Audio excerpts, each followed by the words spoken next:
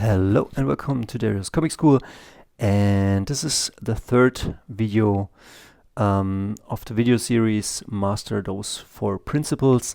Those four principles, number one, guiding the eye of the reader. Number two, I would say putting down a vanishing point and creating a three-dimensional space. Number three, using three-dimensional cubes and objects to draw into these objects your characters. And then number four, maybe to overlap a bit the characters to make it look very three-dimensional. I won't go into all of the details like in the previous videos, but the gist of it is we will take a look at this page, and as you can see, Dave Mazzucchelli is guiding the reader from the back. Here Batman just dressed up as a street person. Here he takes out a pimp, very what's the taxi driver like, and then the pimp lets the knife drop. Then we come up here, we go down here, we come up here, we go with a kick. This guy is sent flying. We come down here to the scream. This brings up here. This shape brings us down here. We stay a while here, and then we go here to Selina Kyle, and that's it. Boom. I will zoom in for a second to show you a bit better. But this is guiding the eye line. That's one principle. The second principle is three-dimensional objects. We will look at them in a second. And then there's overlapping. As you can see, we have here not just a vanishing point that comes here in this direction, but we have also things that overlap, like her leg overlaps here, and that makes it feel three-dimensional. There's something in the midground, something in the foreground. Her leg is even further to the foreground. Or we have here Batman and he's kicking this guy. So we have him and he overlaps this guy, and this guy overlaps him. And that creates the illusion of three-dimensional space. And also the vanishing point is very important. We have a vanishing point probably here that goes into this space, and so we have a point here, and then this point creates a grid, and we will have something in the foreground, and that creates three-dimensional space. You have Val Kilmer in the background, you have Al Pacino in the foreground. Al Pacino lights himself a cigarette, Val Kilmer turns, and then Al Pacino says wait, and then Val Kilmer, and then the focus goes, yeah, you know what I mean, creating three-dimensional space. And that is why my comics looked so flat in the beginning, because I was drawing things, but I had no vanishing point. I wasn't working with three-dimensional objects in those vanishing points. And so even though I had something in the back, something in the midground or overlapping, it just didn't look right. And those are the principles that will make your comics much better. So guiding the eye, three-dimensional objects, vanishing point, and overlapping. Let's just get into this. So I would say we already covered the guiding of the eye. Let's go a bit into, let's see if I can get this a bit lower. Well, doesn't want to. Let me show you. So there's definitely Batman taking out this guy. Batman kind of in the background, this guy a bit more in the foreground. Then the eye sends us up, and as we can see, we get this box shape.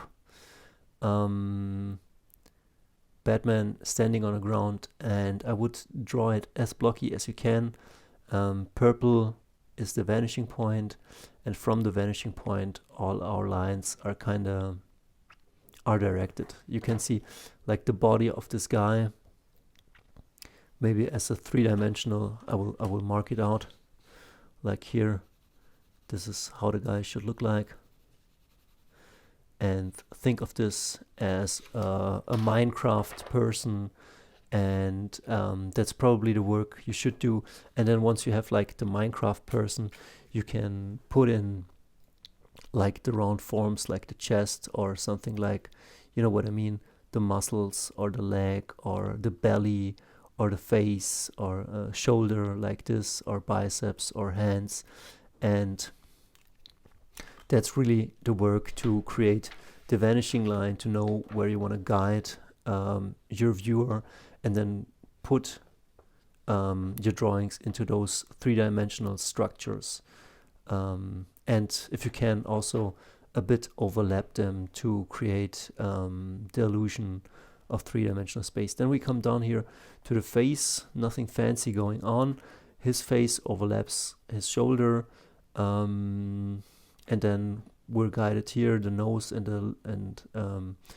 the scream guides us back to this guy, and this is pretty beautiful.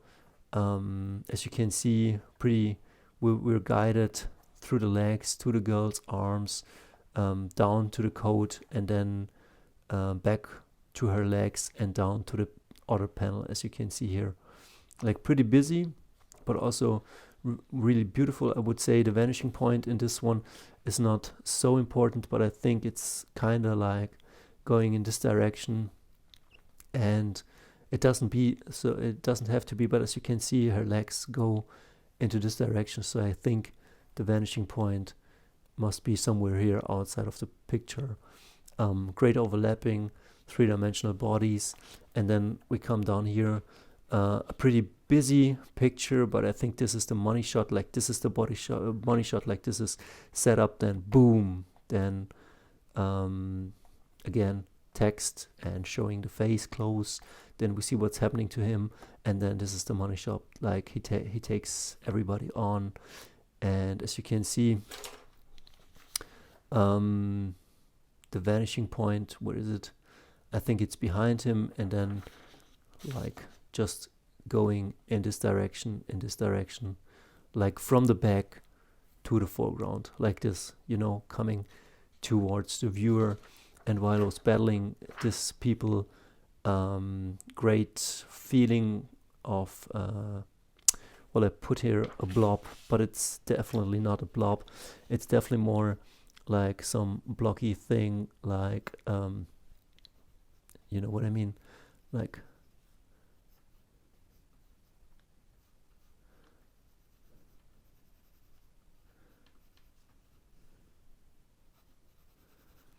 well, it's not ideal, but as you can see, maybe more yeah, blocking things out so they look a bit better. But I wanted to make a short video. And then the last panel, pretty cool on the overlapping part. Her knee overlaps her shoulder, this in the front overlaps Selena, and Selena overlaps the background. So we have a background, a midground, and a foreground in this really tiny panel. And if this wasn't there, it would look still good, but this makes it just so much more three-dimensional. And keep those things in mind. And yeah, so that's all I did, like knee overlapping, foreground overlapping, and that's it. And we'll see us in the next video. See ya.